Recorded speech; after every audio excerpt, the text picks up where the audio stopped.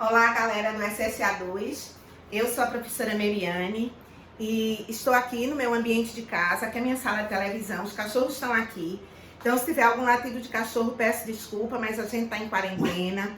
Eu não posso gravar em estúdio, tá? Porque eu tive câncer, então eu tenho uma imunidade mais ou menos para estar nesse ambiente doméstico.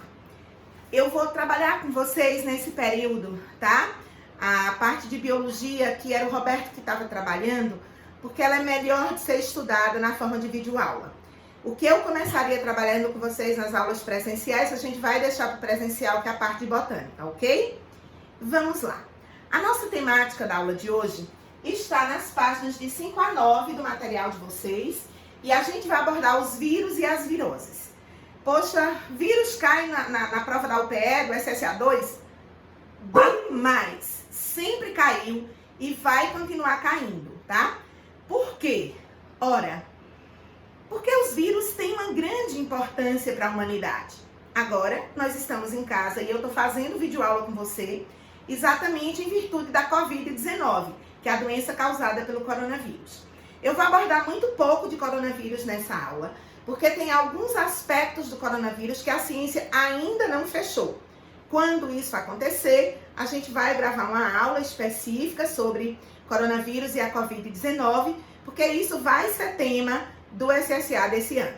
Mas o SSA também pode, ele geralmente faz assim, ele pega a doença e pega aspectos da biologia geral dos vírus e coloca na questão. Biologia geral dos vírus a gente vai ter agora, tá certo? Então se liga, porque isso é questão na certa do SSA2. Vem comigo. Os vírus, eles têm como característica, primeiro, eles são micro-organismos acelulares. Eles são parasitas intracelulares obrigatórios. São definidos pelos virologistas uma espécie viral, então eles são espécie, eles são seres vivos. Eles são definidos como sistemas biológicos de vida parasitária. O que é que significa isso? Que eles só têm atividade vital, metabolismo, reprodução, quando ele está dentro de uma célula. Por isso, por conceito, eles são parasitas intracelulares, sistemas biológicos de vida parasitária. O que é que os vírus têm? Bem, aqui eu tenho um vírus da hepatite C e a gente percebe que, neste caso, todos os vírus vão ter uma molécula de material genético que ou é o DNA ou é o RNA, com raras exceções. Por exemplo, o vírus da hepatite B, não esse é o da hepatite C. O vírus da hepatite B, ele tem DNA e RNA ao mesmo tempo, assim como os citomegalovírus. Mas, galera, isso é exceção, é coisa de Guinness Book. Os vírus têm um material genético, que ou é o DNA ou é o RNA, mais um capsídeo feito de proteínas, aqui representado pelo azul, e alguns vírus também vão ter este envelope. Esse envelope, ele é um ex-pedaço de uma membrana que o vírus roubou da célula que ele utilizou para se reproduzir quando ele se dispersou pós-processo reprodutivo. Então, os vírus, nessa molécula do DNA e do RNA viral, que ou é DNA ou é RNA, eu quero chamar a atenção que o DNA, caracteristicamente nos seres vivos celulares de fita dupla, nos vírus existe DNA de fita simples. E o RNA, caracteristicamente nos seres vivos celulares que tem fita única, nos vírus existe RNA de fita única e RNA de fita dupla. Então, e como é, Meriane, que eles vão ser diferenciados? Ora, o DNA pela desoxirribose e pela timina, o RNA pela ribose e pela uracila. Isso você estudou lá no primeiro ano, tá? Os vírus não têm metabolismo próprio. O que é que significa? Ele só tem vitalidade quando ele está parasitando uma célula. Então, ele tem que alugar a maquinaria da célula para poder se reproduzir, tá? E os vírus são considerados seres vivos do padrão sistema biológico porque eles têm mutação, eles têm reprodução. Inclusive, por exemplo, a doença Covid-19, que é causado por um novo coronavírus, diferente do coronavírus que causou a SARS lá no ano de 2002, que também teve epicentro na China, tá? e diferente da MERS, que causou também uma síndrome respiratória no Oriente Médio. Meriane, por que essas doenças não chegaram muito por aqui e a Covid-19 chegou? Porque a capacidade de transmissibilidade desse novo coronavírus é altíssima. Por isso, fique em casa. Não discuta com seu pai, não discuta com a mãe, não se ache nem super-homem nem mulher maravilha. Embora a faixa etária que pode sofrer mais problemas são as pessoas mais idosas ou que têm doenças pré-existentes, mas você, jovem, para você pode ser uma gripezinha ou não. Conheço jovens, tá? Que estão internados em UTI, em respiradores, mesmo sendo jovens. Pessoas na casa de 20 anos também já morreram. Então, não cutuque onça com vara curta. Não futuque o coronavírus para que ele lhe cause algum mal. Hora de quarentena e vamos agora aproveitar e estudar. Você está de férias da escola, porque o governo decretou o período de férias até pelo menos 15 de abril, podendo ser prorrogado durante o mês de abril inteiro, aquilo que seria em julho. E aqui no BIOS a gente está trabalhando para lhe preparar para o SSA, tá? Aproveita então. Então eles têm esta capacidade de reprodução e mutação. Aqui, outras estruturas que os vírus vão ter. E aí eu chamei a atenção do envelope e botei aqui um coronavírus, tá? Aqui está o envelope do coronavírus, inclusive no envelope ele tem essas proteínas chamadas de proteínas spike, que é uma coisa que caracteriza, ele é chamado de corona, porque parece uma coroa essa estrutura. No caso do coronavírus, ele é um vírus de RNA e ele tem de 100 a 160 nanômetros. Os vírus geralmente são visíveis apenas na microscopia eletrônica. Raros vírus, como os mamavírus, os pandora-vírus, são visíveis no microscópio óptico. A máscara, ela não filtra vírus. Ela evita que você coloque sua mão na boca ou nos olhos. Ela não tem como filtrar vírus, porque eles são muito pequenos. Nano. O que é um nanômetro, Meriane? É 1 milímetro dividido 1 milhão de vezes. Então, o tamanho de um coronavírus é cerca de 100 nanômetros. 1 milímetro dividido 1 milhão de vezes, pegou 100 pedacinhos desse de 1 milhão. Tá? Então, deu para perceber que ele é muito pequenininho? Lá, do milímetro dividido 1 milhão de vezes. Então, alguns vão ter o envelope. Aqui é a característica do envelope. E esse envelope, o vírus pegou de onde? Da célula onde ele parasitou. Mas ele insere proteínas dele, porque esse envelope, ele também vai ajudar o vírus a penetrar nas células que ele deseja, tá? O vírus H1N1, ele também é um vírus envelopado, tá? O coronavírus, ele é um vírus envelopado, mas todo vírus não é envelopado, não. E esse envelope, ele não deixa de ser para o vírus um processo de proteção e também de especificidade.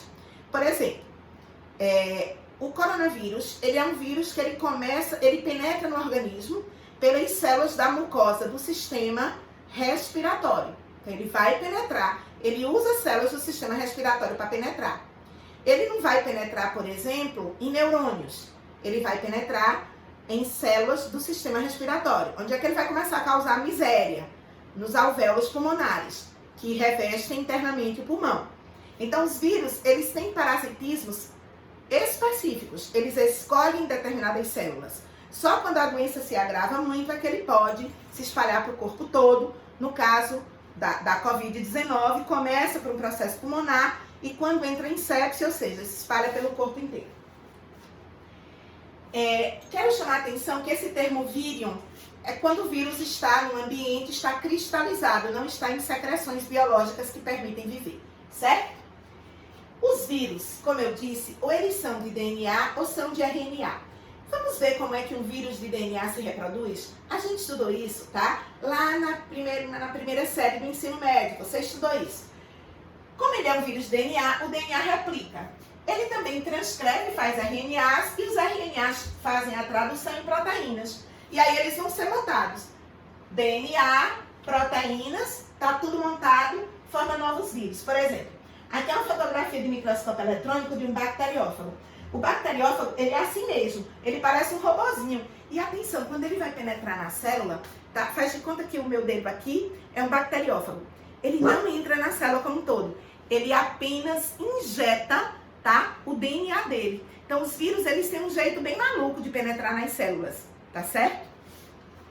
Vírus de RNA de fita simples, tipo o H1N1, o coronavírus, são vírus de RNA de fita simples. Aí essa molécula de RNA, ela também se replica para fazer novos RNAs.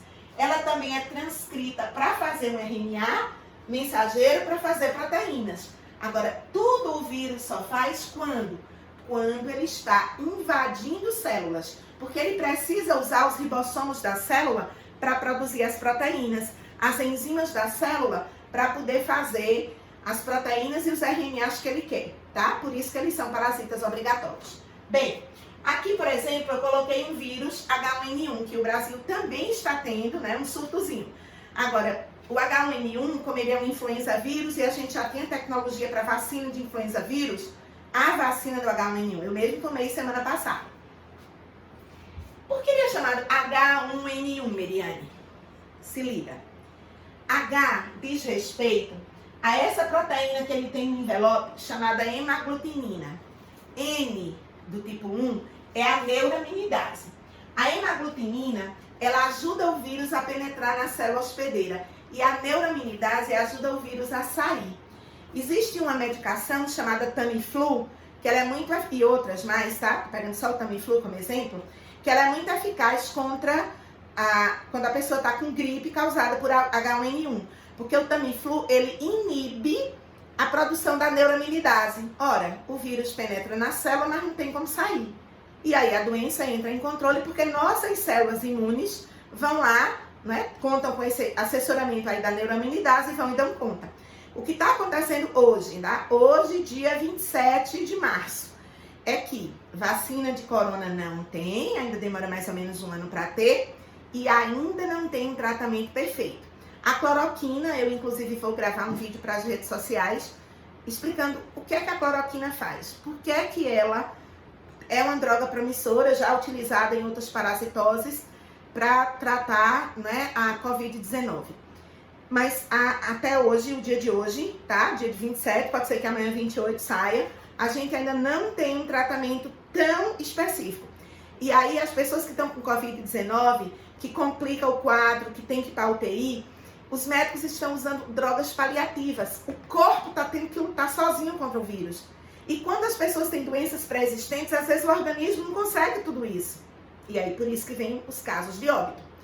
Já no caso da H1N1, se você trata de forma, identifica, faz o exame e trata de forma eficaz, além da vacinação que a pessoa tem, e aí toma a vacina e evita, inclusive, já a H1N1, esse gripe que causa a gripe A, que é o vírus H1N1, influenza vírus H1N1, ele surgiu em 2009, em junho de 2009.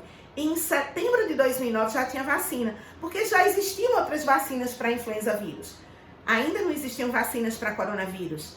E os coronavírus não causavam doenças tão letais. Eles começaram a assustar agora já no século XX. E aí em 2002 não se investiu muito. Então agora em 2019, ó, começou o coronavírus. Estamos agora em 2020 vivendo esse problema e sem tecnologia de vacina, porque não se investiu na ciência básica que gerasse vacina para coronavírus. Então, um tempinho aí para aparecer uma nova vacina. Bem, é só para você compreender que quando a gente chama vírus tal, e por que ele é H1N1, H3N2, esses nomes desses vírus têm a ver com as proteínas que ele tem no envelope. Tem a ver com proteínas que ele tem. A ciência vai e dá esses nomes, tá? Para H1N1 existe vacina e existe tratamento. Então a humanidade ficou mais tranquila, não viveu esse medo que dá, tá? A professora confessa esse medo. Eu, por exemplo, tenho 50 anos, mas eu tenho doença pré-existente, porque eu tive câncer grave, tomo quimioterapia. Minha imunidade não é igual à imunidade de uma pessoa que não vive passando por esse tipo de tratamento. Bora lá, vamos aprender mais coisas. Sabe como é que o vírus H1N1 surgiu? A ciência descobriu, tá? Desde 2009 você sabe disso.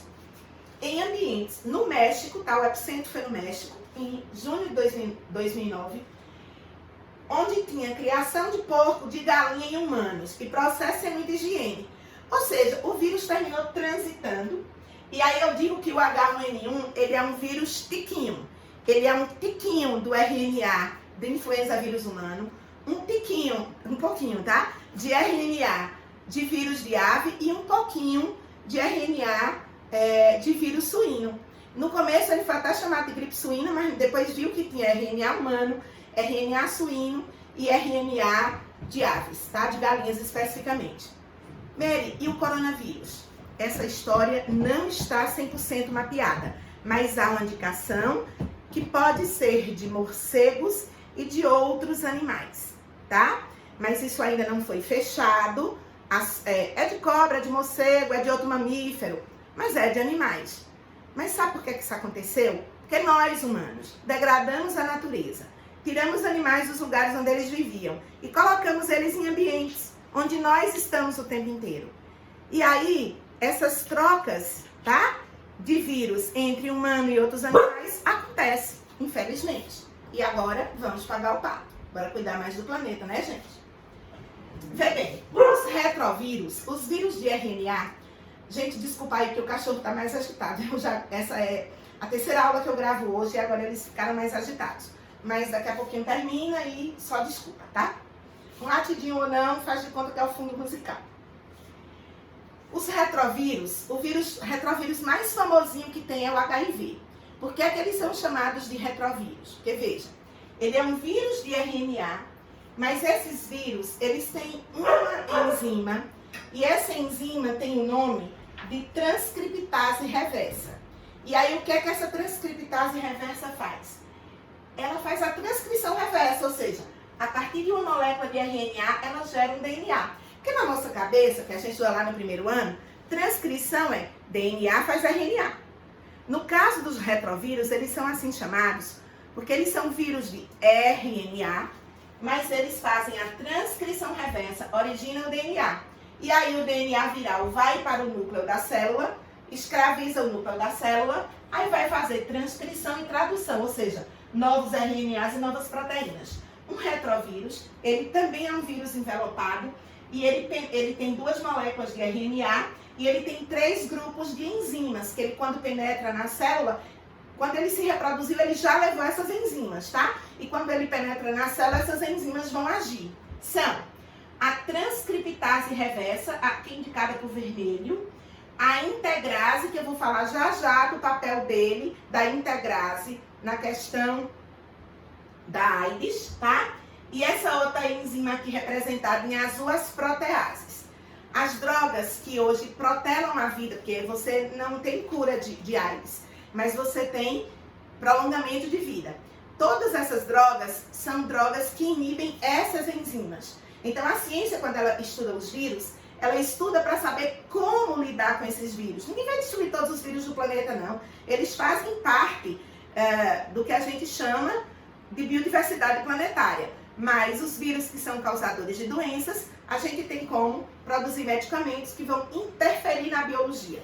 A primeira droga contra AIDS foi a AZT. A AZT, ela é uma inibidora de transcriptase reversa, ou seja, se inibe a transcrição reversa, não começa o ciclo de reprodução, ok? Bem, os vírus, de uma forma geral, eles têm ciclo lítico e ciclo lisogênico. Ciclo lítico é quando ele está ativo, se reproduzindo muito. Ciclo lisogênico, ele está só acompanhando a reprodução da célula. Por exemplo, a gente está vendo na televisão que a pessoa, quando se infecta de coronavírus, vai levar de 2 a 14 dias para ter sintomas. Os que vão manifestar sintoma. Porque 80% das pessoas podem não ter nenhum sintoma. O problema é que passou esse tempo todinho transferindo e transmitindo para as outras pessoas. Por isso a importância do isolamento social, tá? Bora lá. De 2 a 14 dias, a pessoa não está tendo sintomas. O que é que aconteceu?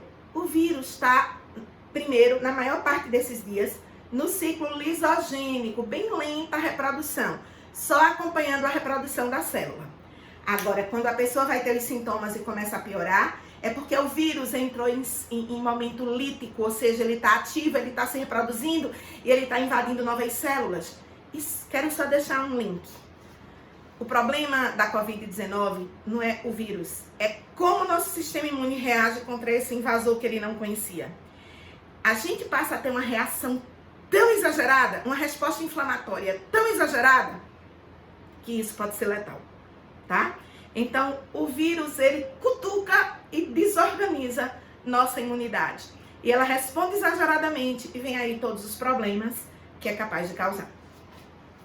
Bem, vamos compreender o ciclo lítico e o ciclo lisogênico. Ficou claro que lítico, ativo, lisogênico, só os genes, tá? Veja bem, aqui um bacteriófago, aqui é um exemplo, um bacteriófago acabou de injetar o DNA. E aí ele pode seguir o ciclo lisogênico, ou seja, o DNA veio para o núcleo da célula e só ficou aqui, na verdade, perdão, como é um bacteriófago, ele infectou uma bactéria, não é núcleo da célula, ele apenas incorporou o DNA bacteriano, perdão, a professora se distraiu um minuto. E aí, quando essa bactéria se reproduzir, vai reproduzindo apenas o genoma do vírus. Ou seja, ele está lezinho ali, só de vida mansa. O ciclo lítico é quando ele entra em atividade, ou seja, ele está na célula, aí ele começa a produzir, utilizar os ribossomos da célula, a maquinaria da célula, e aí ele começa a fazer RNA, fazer proteínas, no caso do bacteriófago, que é um vírus de DNA, replicando DNA, ou seja, vai montar e isso no final vai causar o quê? A lise. Então, no ciclo lítico, no final vai acontecer lise da célula, liberando, lise, célula quebra, liberando os vírus, ok? Então, de uma forma geral, os vírus seguem esse padrão de reprodução. Já o retrovírus, eu quero aproveitar, falar melhor da reprodução dos retrovírus e já falar de AIDS. Porque falar de retrovírus, do HIV, usar o HIV, é também falar de AIDS. Veja, que é uma virose que não vive passando na televisão todo dia, mas tem um monte de infecção aí no mundo e pessoas morrendo. Quando o retrovírus, o HIV, chega na célula, ele é reconhecido por proteínas. Proteínas chamadas CD4, proteínas chamadas CCR5. Então, ele invade células que têm essas proteínas, porque, como eu disse, no envelope do vírus, existem proteínas que vão ajudá-lo a penetrar na célula. Aí, o envelope vive uma fusão. O envelope do vírus, como ele é uma ex-membrana, o vírus se funde à célula, como se ele meio que se escondesse da célula, e a célula se engana. Ah, eu acho que é um pedaço de membrana, coisa nenhuma. Tá aqui, penetrou o vírus. Quando ele penetra, ele vai liberar o capsídeo e as enzimas. Aí aqui está o RNA. O que é que vai acontecer? A transcrição reversa, ou seja, vai fazer um DNA viral. Esse DNA viral, para que ele vá parar no núcleo da célula, ele aqui é chamado de provírus, tá? Para que ele vá parar no núcleo da célula, ele precisa de uma outra enzima que o vírus trouxe, chamada de integrase. O que é que ela faz? Ela vai trazer o DNA do vírus e integrar o DNA do vírus ao genoma, ao DNA humano. Tudo bem? Então, existem drogas que são inibidores dos coquetéis anti-HIV, que são inibidores de integrase. Agem aqui. Bem, a gente sabe que a pessoa com HIV pode passar um tempão sem manifestar sintoma, né? Então, não tá na testa de ninguém, tem ou não tem? Mas, quando começa a manifestar os sintomas, significa que ele entrou em ciclo lítico. E aí, o que é que está acontecendo? Ele vai transcrever, fazer RNAs que vão usar os ribossomos da célula para fazer proteínas. E aí, uma outra enzima viral chamada protease quebra essas proteínas, organiza o capsídeo do vírus e o envelope. Bota umas proteínas aqui na membrana, porque o envelope, lembre, o envelope é um pedaço de membrana que o vírus roubou. É uma ex-membrana que o vírus roubou e que levou. As drogas hoje que se tem nos coquetéis anti-HIV, porque o HIV, como todo vírus, ele vai tendo mutação, por isso que nunca teve uma vacina para AIDS, porque ele é muito mutante, aí não consegue fechar uma vacina. Olha que a humanidade já lida há 40 anos tentando descobrir uma vacina para ele e nunca conseguiu.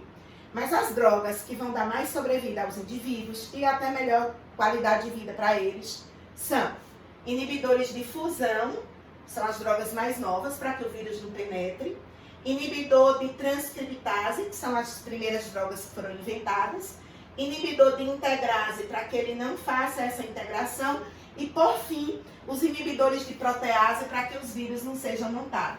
E mesmo assim, com toda essa tecnologia, todo dia morrem pessoas de outras doenças porque tinha um HIV que destrói as células imunológicas. Por exemplo, um paciente soropositivo, ele está ferrado na Covid-19, porque a imunidade dele é péssima. E o que nos faz melhorar da Covid-19 é a nossa célula imune, tá? São as nossas células imunes. Então, uma pessoa que tem AIDS, se pegar coronavírus, tá ferrado, tá? Ferrado mesmo. Bem, vamos agora falar de algumas viroses. Obviamente, eu falei aqui de AIDS, já aproveitando, estudando retrovírus e chamando a atenção de AIDS, mas vamos falar de algumas viroses, tá? Que são recorrentes nos vestibulares, na própria UPE. Vocês vão ver fazendo os exercícios, que depois eu vou colocar comentário de todos. Tem alguns até que vão a título de aprofundamento. Vejam bem. Gripe e resfriado, tá? Resfriado não tem febre. Resfriado, ele tem coriza, né? Nariz entupido, às vezes dor na garganta, às vezes tosse.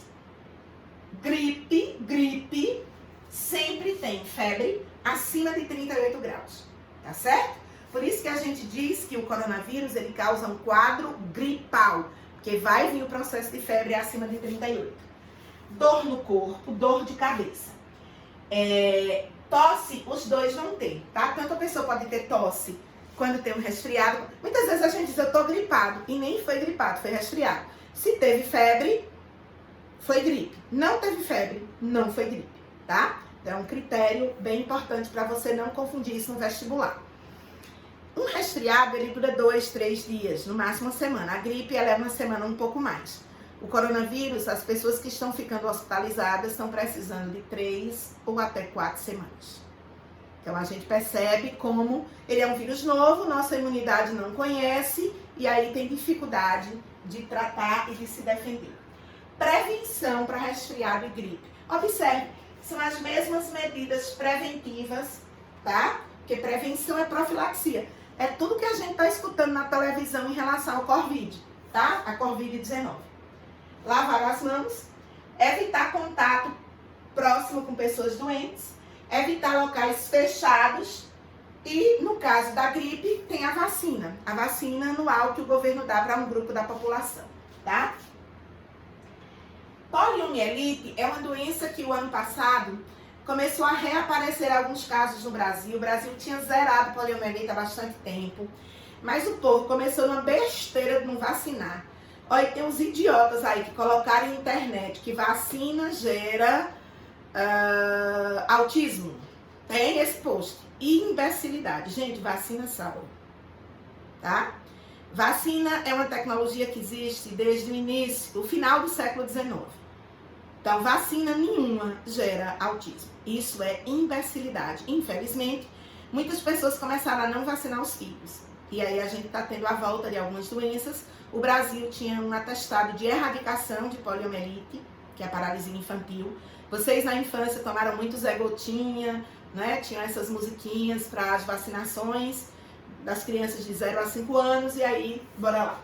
A poliomielite é uma doença onde o vírus ele penetra pela boca. Por isso que a vacina, porque vacina, né, a doença enfraquecida, ela é oral. Ele penetra pela boca, mas ele não entra pela mucosa do sistema digestório, mas ele vai para onde? Vai para a medula. E aí ele destrói as células da medula. Como as células da medula fazem a conexão, tá, do sistema nervoso central, porque medula é sistema nervoso central, com a musculatura, o que é que a poliomielite vai causar? O processo de paralisia infantil. Aqui são crianças na África, todas em posição de mobilidade, dá muita pena, porque lá na África ainda existe muita poliomielite. Por quê? Porque lá, infelizmente, há falta de N coisas. Falta de comida, falta de saúde básica, etc. Então, poliomielite, uma doença viral, tá? Chamada popularmente de paralisia infantil. Raiva ou higrofobia, a UPE já cobrou 2 vezes nos últimos anos, porque foi um protocolo feito por médicos da UPE que conseguiu a cura sem sequela, primeira cura sem sequela de um paciente, tá? Que é um protocolo hoje adotado no mundo inteiro. Quando se a raiva humana se manifesta, eles fazem esse tratamento, copiam o tratamento que o pessoal da UPE fez.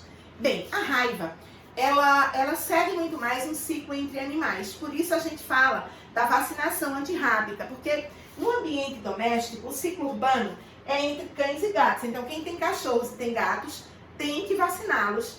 Vacinação antirrábica anual, tá certo? Por que, professora?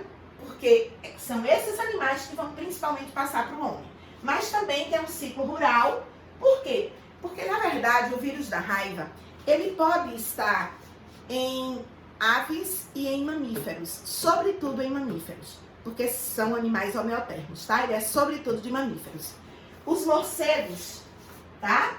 Eles sempre são vistos como aqueles transmissores de raiva. Não, gente. Só os morcegos hematófagos, que sugam sangue, é que podem ser vetor de raiva. A maior parte dos morcegos, a maior parte das espécies de morcego, ela é frugívora, ela vive de comer frutos e de espalhar sementes e plantar florestas. No Brasil, a gente só tem 2 espécies hematófagas. Essa história de associar morcego com vampiro não é uma, digamos, não é uma biologia satisfatória, porque poucos morcegos serão hematófagos, tá? A maioria dos morcegos comem frutos, são frugívoros, e esses, em hipótese nenhuma, vão estar sendo vetores de vírus de raiva. Mas como é que se combate a raiva? Fazendo a vacinação dos animais. Se uma pessoa tem raiva, é picado por um animal suspeito, mordido, que picado, gente? Mordido, tá? É mordido por um animal, ela precisa tomar soro antirrábico e também vacina. O tratamento é esse, toma soro e toma vacina. Por quê, professora? O soro, que já tem anticorpos prontos, vai nos proteger durante as 3 primeiras semanas. Mas o vírus da raiva, ele pode se alojar, a pessoa foi mordida por um animal, o vírus da raiva se aloja nas células do sistema nervoso periférico e só 6 meses depois ele se expressa. Ele passa aí 6 meses em ciclo lisogênico e só depois entra em ciclo lítico de atividade. Quando a pessoa toma vacina e o vírus entra em atividade, o que é que acontece? Automaticamente você já tem células imunes, vão e não tem problema. Normalmente as pessoas que expressam raiva vão morrer, com exceção desses casos que passaram a ser tratados com esse protocolo que foi inventado, não é, por médicos lá de Recife, né, inclusive do Hospital Oswaldo Cruz, que é o hospital da UPE. Por isso a UPE de vez em quando tem cobrado raiva até para prestigiar. Vamos dar destaque aqui a algumas viroses e aqui entraria o Corvid. Como eu disse, hoje eu estou comentando só algumas coisas, mas há detalhes da Corvid e do coronavírus que ainda não foram descobertos e eu não posso aqui estar fazendo frases onde ainda é uma suposição da ciência. A gente precisa, então até o vestibular, tudo isso vai estar estudado, desvendado, e aí eu vou ter um material específico sobre isso para vocês na nossa super mega revisão. Na revisão eu assumo todas as aulas, tá? Bora agora para essas viroses em destaque. Dengue, chikungunya e febre zika continuam matando no Brasil. Eu tive dengue hemorrágica, quase morro. Ave Maria. Dengue, chikungunya e zika, gente, eu não vou gastar tempo aqui dizendo como pega e como não pega. Todo mundo tá gagado de saber que a picada da fêmea de Aedes. Professora, por que a fêmea? Nesses mosquitos, só a fêmea é hematófaga. Os machos, eles sugam seiva. A fêmea, como ela é hematófaga, ela suga sangue para poder retirar a hemoglobina do sangue, retirar ferro que está na hemoglobina do sangue, para maturar os óvulos dela no ovário dela, tá? Então, só as fêmeas têm esse hábito. Então, os machos não serão vetores. Tanto para dengue, como para chikungunya, como para febre zika, como para a febre amarela urbana, o vetor é um só. Qual? Fêmeas de Aedes aegypti. Esses mosquitos, eles são chamados genericamente de arbovírus. O que é isso? Mosquitos que transmitem viroses, tá certo? Mosquitos que transmitem viroses porque são hematófagos. Bem, de como evitar dengue, Ave Maria, todo mundo sabe qual é salteado. Vamos discutir agora um pouco mais como diferenciar numa questão dengue, chikungunya e zika. Vai lá, tem uma questão misturada e você tem que diferenciar. Bem, eu fiz aqui o que eu chamo de no alvo. Observa qual é o alvo que eu quero dizer. Para saber que é dengue, há um aspecto que nenhum aluno vai errar. Febre alta. febre alta de início 38,5, 39, às vezes mais de 39. Febre alta repentina, dengue. Chikungunya e zika, tá? Na chikungunya pode também ter a febre alta, mas ela vai ter uma outra coisa. A chikungunya vai se caracterizar pela dor extrema na articulação e inchaço na articulação. Aí a dengue não vai ter esse inchaço. E zika, a febre é baixa, tá? Então, febre alta com dor articular, chikungunya. Febre alta de início súbito, sem dor articular, sem inchaço na articulação, dengue. Só isso já mata a questão, tá? Já teve questão que a gente resolve só por isso. Mas eu quero dar mais dicas. Por exemplo, artralgia, que é a dor da articulação. Como eu disse, ela vai estar presente onde? Na chikungunya.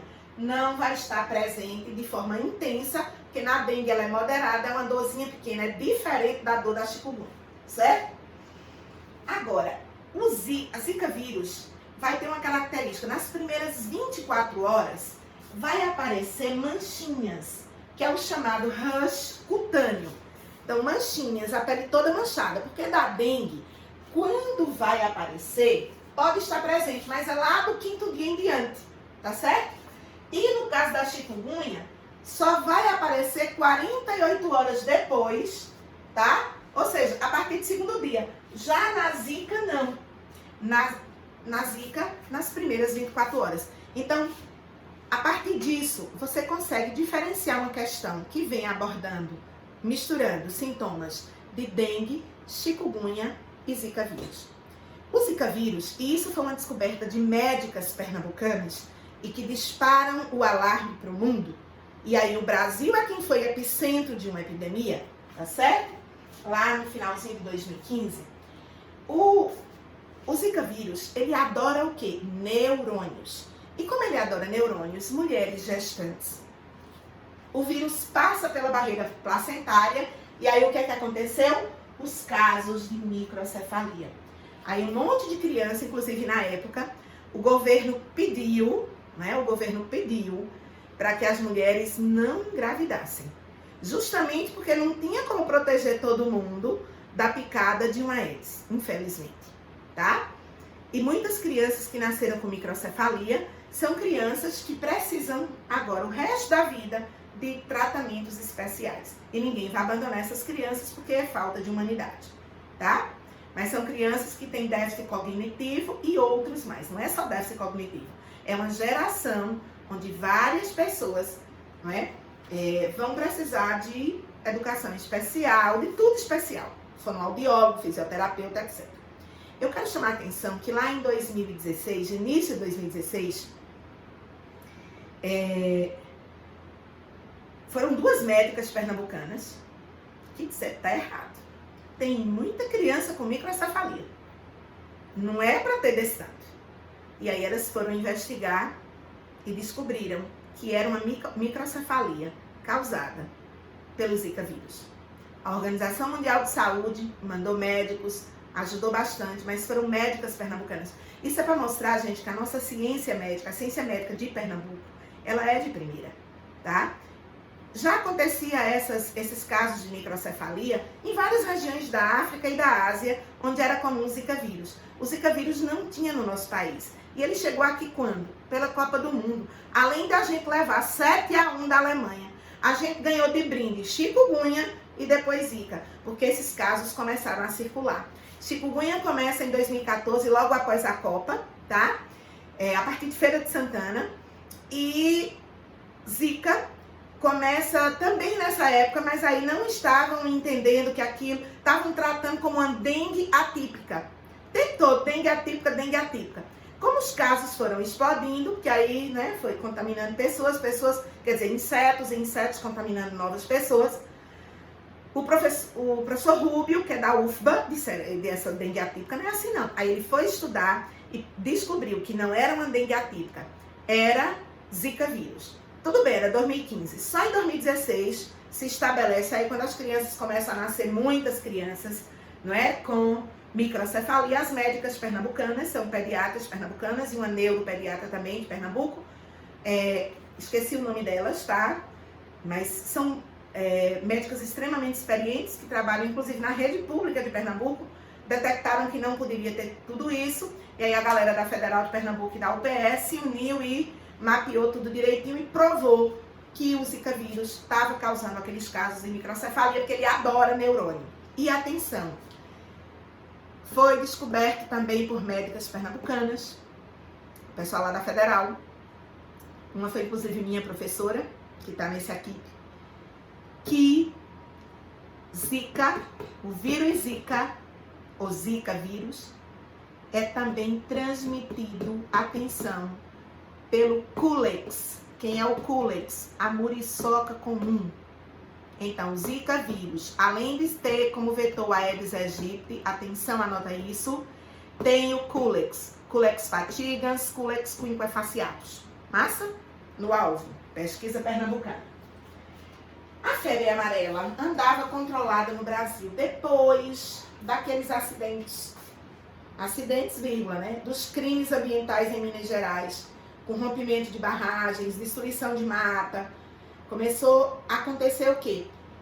Muita migração de animais para áreas mais próximas a humanos. E aí a gente passou a ter muita febre amarela. O vírus da febre amarela, ele circula no ambiente silvestre.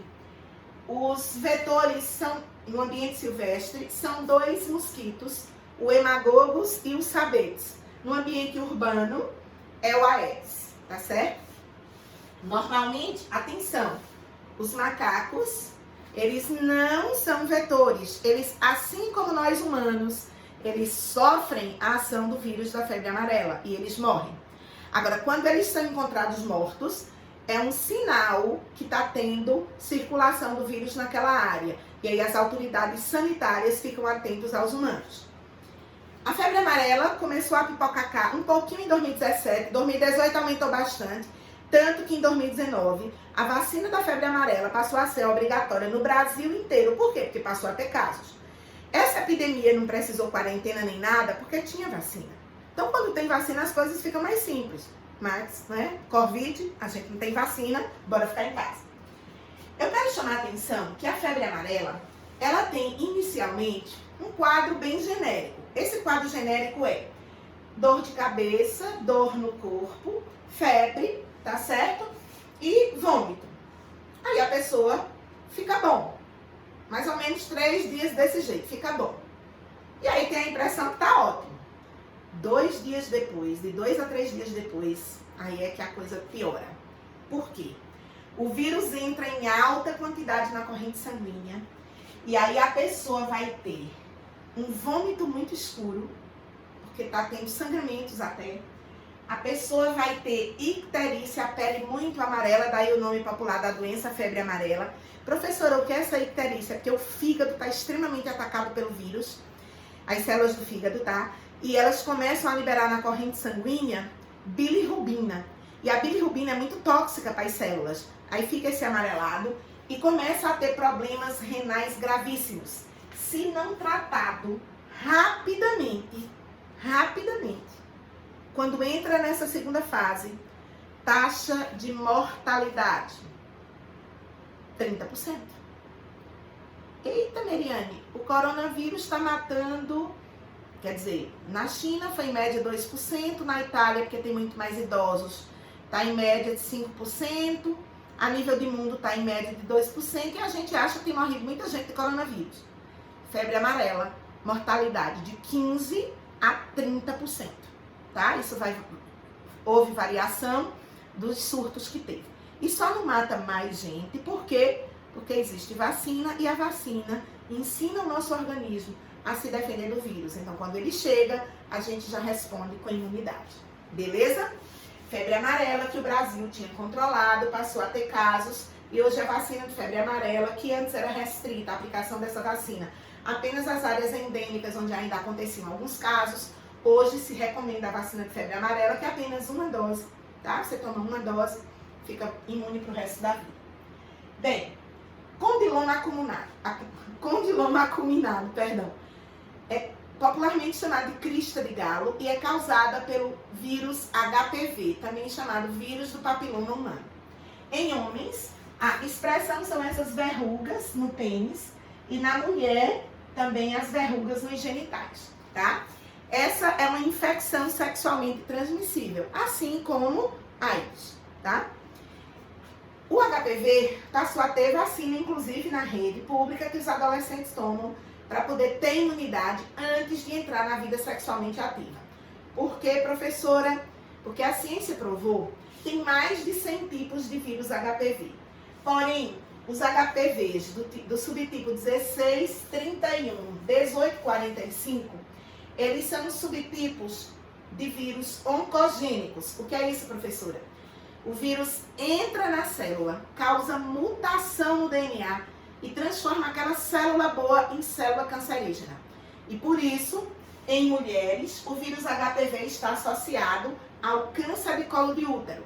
Homem não tem colo de útero, mas o vírus HPV causa câncer de reto e de ânus no homem, tá? Nas mulheres, sobretudo câncer de colo de útero. Ok? Vacine, tome sua vacina de HPV. Ela é uma vacina muito segura, porque ela é só uma proteína do vírus e ensina o seu organismo a ter imunidade, tá? Sarampo, outra doencinha que começou a assustar o Brasil em 2019, porque o povo deixou de vacinar. Ah, mas é porque chegou muita gente da Venezuela, lá em Roraima, e aí eles não estavam vacinados. Sim. O povo da Venezuela vive um regime de ditadura, vive faltando comida. É lógico que não tem comida, gente. Lógico que vai ter vacina. Mas o problema não são os venezuelanos que chegaram aqui sem vacinação. O problema são os brasileiros, as mães brasileiras, que tinham vacina gratuita nos postos de saúde e não vão por preguiça. Porque vacina dá febre na criança, porque é isso e por aquilo. Sarampo mata. Sarampo gera quadros de encefalite, ou seja, inflamação do encéfalo, do cérebro, e mata. O sarampo, ele se caracteriza, o diagnóstico do sarampo é muito simples, porque a pessoa vai ter essas manchas vermelhas pelo corpo e a mucosa, quer dizer, na boca, vai ter umas manchas esbranquiçadas. O contágio é pela tosse, pelo espirro. Então, o vírus do sarampo, que é o morbilivírus, da família Paramyxoviridae, mas ele é um morbilivírus, do gênero morbilivírus. E aí, ele também é altamente contagioso, entendeu? Agora, só é tranquilo se vacinar. Observe a importância da vacinação. Bem, os sintomas mais comuns são febre, as manchas, quadro de coriza, também de conjuntivite. Nas crianças vacinadas, o sarampo, ele evolui para um sarampo brando, porque já tem imunidade, o corpo já sabe como se defender do vírus. Nas não vacinadas, pode desenvolver, como eu já disse, quadros de cegueira, surdez, inflamação cerebral e morte. Ok? Bem, vamos para mais uma doença, agora fechando as viroses, as hepatites. Hepatite A, B e C. E aí eu quero chamar hepatite A por água e alimentos contaminados, tá? Hepatite A você adquire por água e alimentos contaminados. Hepatite B e C, transfusão sanguínea, também pelas relações sexuais. Contaminação com objetos feito alicate de manicure, essas coisas, tá? Por objetos perfuro-cortantes. Professora, como é a hepatite? Tanto a hepatite A, quanto a B, quanto a C. Embora a hepatite A, geralmente, ela é benigna, tá certo? 99% dos casos ela é hepatite benigna, tem lá na infância, depois fica tudo bem. Hepatite B e C, não. A B pode ficar crônica e desenvolver câncer de fígado. Na C, 70% dos casos ela fica crônica, falência hepática, ou seja, o fígado vai deixar de funcionar e, logicamente, a pessoa vai deixar de viver. Vai morrer, porque sem fígado não dá para viver, tá?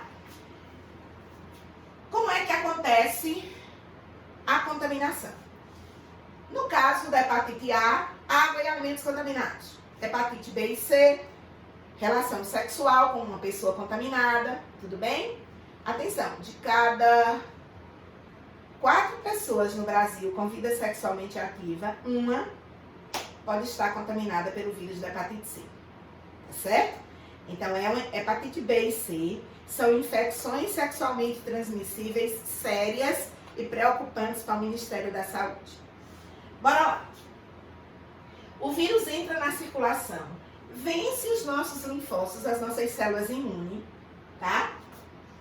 E aí ele chega no fígado. E quando ele chega no fígado, ele descompensa o fígado e gera uma incoerência de resposta imune. As nossas células do sistema imunológico começam a atacar o fígado. E aí pode gerar a morte. Quando a pessoa descobre a tempo, tanto trata a hepatite B como trata a hepatite C, pode ter um monte de ano pela frente, por causa do tratamento, tá certo? A hepatite A, que é por água e alimentos contaminados, tá certo? Ela é uma hepatite benigna, que geralmente é comum em crianças, só pode causar algum dano hepático em 1% dos casos, 99% dos casos dessa hepatite simples. Vai ficar em casa, vai ter repouso, vai comer doce. Ah, professora, o que é comer doce na hepatite A? O fígado é nossa reserva de glicogênio. Glicogênio, ele é um polissacarídeo que o organismo pegou a glicose e estocou como glicogênio, para depois ir retirando o glicogênio e jogando glicose. Como o fígado está infeccionado, essa regulação de glicose não está muito boa, daí o fato de comer doce para manter a taxa de glicose sempre mais elevada, já que o fígado não está fazendo o papel dele com competência. A hepatite C, ela pode ficar assintomática 10, 15 anos, mas quando ela se expressa e a pessoa não entra em tratamento, ela vai ser muito grave, ela vai danificar o fígado de tal forma que a pessoa vai ter falência hepática, além de desenvolver, né, cronicamente a insuficiência hepática, o câncer hepático, porque o vírus da hepatite C, ele também é oncogênico, ele também é capaz de desencadear câncer hepático. Bem, pessoal, falamos sobre vírus, sobre viroses. Vamos nos encontrar, vai ter uma próxima aula que eu também vou gravar para vocês, vai ser sobre bactérias. E aí nessa aula, eu vou cantar, quando eu der a parte de bactérias, eu vou poder cantar para vocês uma musiquinha chamada Bactéria ou Vírus, que é uma musiquinha que a gente tem pra gente memorizar quais as principais viroses e quais as principais bacterioses, tá? Um beijo bem grande, vou fazer os exercícios, comentar todos e enviar no grupo de transmissão de vocês. Atenção para a minha sugestão. A melhor maneira do aluno estudar teve aula teórica agora, tá? Hoje você está tendo aula teórica. Amanhã você estuda o material teórico do nosso módulo, do teu livro se você quiser, tá certo? E só 2 ou 3 dias depois de estar vindo essa aula, é que você vai resolver os exercícios. Resolver os exercícios imediatamente, tipo, teve essa aula, já leu a teoria, vai resolver os exercícios. Você pode gerar o chamado falso acerto. O acerto da memória de curta duração. E lá para o SSA, eu preciso usar a tua memória de longa duração. Para saber se todos esses conhecimentos de vírus estão ok no seu cérebro, para deixar ok teve a aula, de 24 horas depois estuda o material teórico um pouco, porque reforçou a memória gerada nessa aula, e 2 ou 3 dias depois, tá? Faz os exercícios. É a melhor maneira de aprender. A gente ia fazer uma reunião ensinando a vocês essas coisas, mas foi exatamente quando teve o período de quarentena. Eu tô aproveitando esse momento para já falar com vocês sobre isso, sobre essa técnica de estudo. Agora, essa coisa dos exercícios vai variar, quer dizer, isso serve para biologia, história, geografia, tá certo? Filosofia, sociologia, literatura. Já matemática, química e física, que você aprende resolvendo os exercícios, você tem aula hoje, aí quando for amanhã você já estuda e resolve os exercícios. Ficou claro? Um beijo bem grande, foi um prazer estar com vocês. Eu tô imaginando aí a carinha de vocês, alguns a gente se encontrou brevemente na revisão, tá? Eu ainda não tive a oportunidade de dar aula presencial, mas vai ser muito legal poder estar com vocês durante esse ano de 2020 para a gente fazer um super ano, um super resultado para vocês no SSA. Com muito afeto, até a próxima aula.